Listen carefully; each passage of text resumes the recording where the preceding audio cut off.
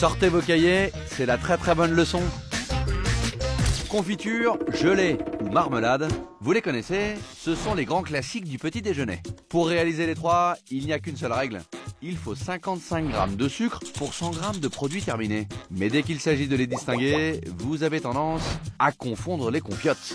Heureusement pour vous, Stéphane Perrotte, champion du monde de confiture et meilleur confiturier de France, va mettre le doigt dans le pot.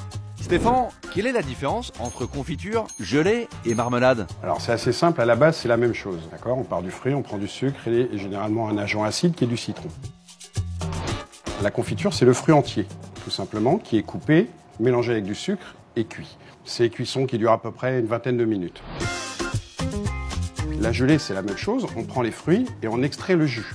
Donc souvent on trouve plus facilement de la gelée de coing, de la gelée de groseille. Ce jus de fruits, on le mélange avec du sucre et du citron et effectivement on fait une cuisson jusqu'à avoir une réduction aqueuse. Généralement ça prend une petite heure.